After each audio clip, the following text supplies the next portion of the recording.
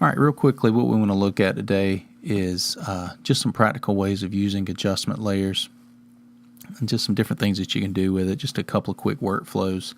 This isn't the end-all, be-all ways of using adjustment layers, but this is some really cool ways to use them. Now, for this image, I want to brighten it up a little bit, and I want to dial in a little bit of detail within the shadowed and the highlighted areas. And I'm going to do that all through a use of a couple of different adjustment layers and then some different techniques with blending mode. So this is going to tie in a couple of things that we've talked about over the last 2 weeks. So the first thing I'm going to do is I'm going to brighten up the image as a whole. So I'm just going to add a brightness contrast. I'm going to brighten this image up just a little bit, add a little bit of contrast to it, and that's pretty good. So this is going to be an adjustment that I want to affect everything. Now what I want to do is I want to dial in some specific areas where I can add some depth to the shadows while still adding a little bit of depth to the highlights as well. So I'm going to use this with a couple of different blending modes. And this is just a cool technique you'll see me use every now and then, especially when we get into model-based editing. But this can be used for anything. I'm going to add a levels adjustment. Now this levels adjustment by itself can be manipulated to make darker or make lighter, but I want to show you a cool little effect that you can get just by adding it and then changing its blending mode. You'll see that your image as a whole is just going to get darker immediately. Okay, this is going to be, and I'm going to extend this just so you can see it a little better. This is going to be my shadows.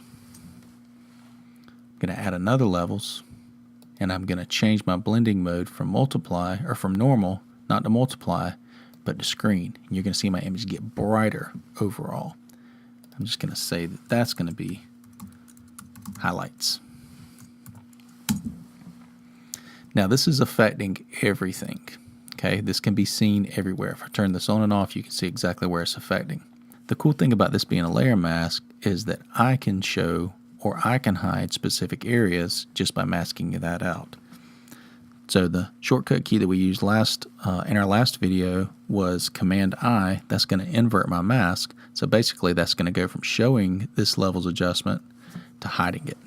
And I'm going to do the same thing with the levels. So this is my original. This is how I've brightened it up a little bit.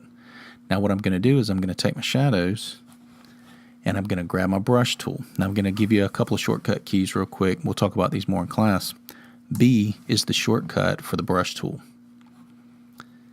And you can go select a brush tip. Right up here, we're going to do a video on the brush panel, probably the next video that we do. But I'm just going to choose a soft round brush. We'll talk a little bit about flow and whatnot as we dial that in. I'm just going to turn mine down a little bit, talk about that more later. Another shortcut key to scale down your brush is going to be your left bracket or your right bracket. Right bracket will make it larger, left bracket will make it smaller. And what I'm going to do is I'm going to paint white right here on my image. Shortcut key to flip your foreground and background color is the X key. So when I paint white, I'll see that this is going to allow me to dial in just this area right here. You should see that effect. And wherever I want to add depth, I can paint white because it's revealing this levels adjustment layer that has a blending mode of multiply. So everywhere, and this is just one way to do it, everywhere I want to add depth, and this works a whole lot better if you're using a graphics tablet. I'm using my mouse on this one. But everywhere that you want to add depth, you can go in and you can manipulate that mask. I could do the same thing for the highlights. If I want to brighten up a particular area,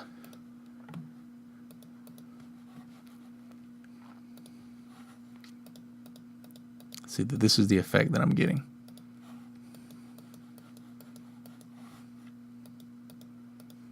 And so on and so on. We could take this a step further. And again, these are just a couple of ideas that I wanted to show you that you can go in and do just about anything that you want to do with these.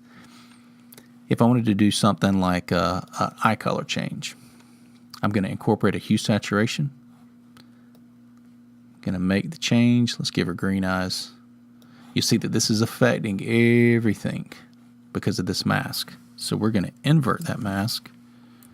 Again, I'm going to grab my brush tool. I'm going to turn the size of my brush down. Let me zoom in just a little bit so we can dial this in correctly. And painting with white on this mask, I'm going to reveal that color. Turn my flow up a little bit.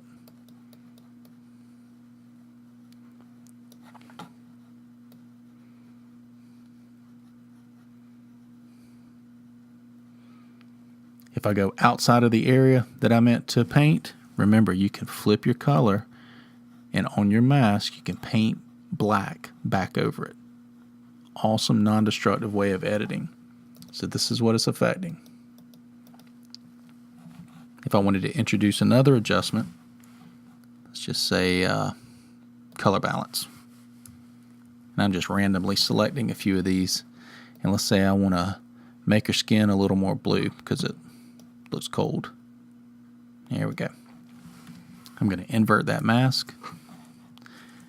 And then using my brush tool again, I'm just going to paint in white on that mask.